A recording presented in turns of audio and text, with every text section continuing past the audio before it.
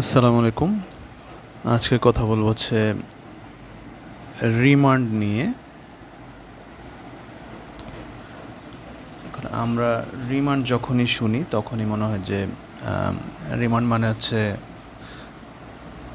আসামিকে মারধর করার জন্য, আসামিকে অত্যাচার করার জন্য পুলিশ রিমান্ড চায় এবং পুলিশ আদালত তাকে রিমান্ডে দিয়ে দেয়। রিমান্ড শুনলে আমরা একটা আতঙ্কগ্রস্ত হয়ে যাই যে রিমান্ড মানে হচ্ছে এইটা। বাস্তবের প্র্যাকটিস কি সেটা নিয়ে কথা বলবো না, তবে আইনত রিমান্ড মানে কি সেটা নিয়ে আজকে কথা বলবো। এই রিমান্ড শব্দটা আসলে ফৌজদারি কার্যবিধিতেও আছে, আবার এটা দেওয়ানি কার্যবিধিতেও আছে। এখন ফৌজদারি কার্যবিধিতে কি আমরা জানি, ফৌজদারিতে যেই মানে ক্রিমিনাল মামলাগুলোকে আমরা আসলে ফৌজদারি মামলা বলি। এখন সেই ক্ষেত্রে রিমান্ড বলতে যেটা বোঝায় সেটা হচ্ছে যে সাধারণত পুলিশ যদি কোনো আমলযোগ্য অপরাধে কাউকে গ্রেপ্তার করে, সেক্ষেত্রে 24 ঘন্টার বেশি সে রাখতে পারে না।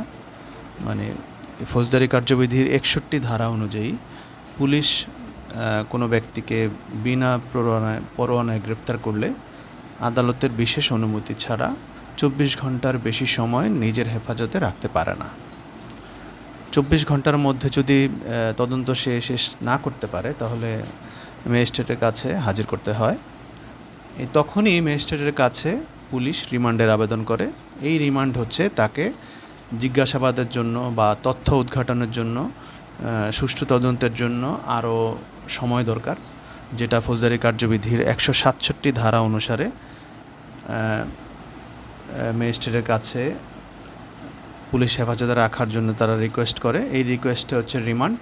ম্যাজিস্ট্রেট এই নথিপত্র বা কাগজপত্র সব কিছু পর্যালোচনা করে যদি মনে করে যে হ্যাঁ পুলিশের আবেদন যৌক্তিক, সেক্ষেত্রে সে তাকে রিমান্ডের আবেদন মঞ্জুর করতে পারে, কিন্তু সেটা সর্বোচ্চ 15 দিনের জন্য হবে।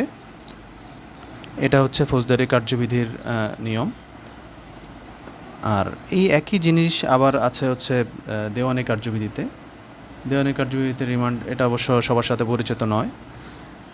দেওয়ানি কার্যবিধিতে যখন কোনো মামলা উচ্চ আদালতে, সেটা জেলা জজ আদালতও হতে পারে বা এটা হাইকোর্টও হতে পারে, সেখানে যখন আপিল করে তখন এই আপিল করার পরে আদালত যদি মনে করে যে এখানে কোনো একটা ভুল আছে, হ্যাঁ, কোনো ইস্যু আছে যেটা আসলে ঠিকমতো দেখা হয়নি নিম্ন আদালতে, তখন হাইকোর্ট বা উচ্চ আদালত, জেলা জজ নিম্ন আদালতে এটাকে আবার সেন্ড ব্যাক করতে পারে, মানে আবার ফেরত পাঠাতে পারে যে এটা আবার নতুন করে দেখা হোক।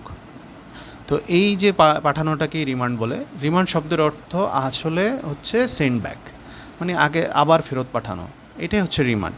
এটা ফৌজদারি কার্যবিধির অধীনে, এটা হচ্ছে ক্রিমিনাল ইস্যুতে পুলিশ আবেদন করে, আর সিভিল ইস্যুতে দেওয়ানি মামলার ক্ষেত্রে হাইকোর্ট বা যে উচ্চ আদালত যেখানে আপিল করা হয় সেই আদালত এই ফাইল আবার নিম্ন আদালতে প্রেরণ করতে পারে।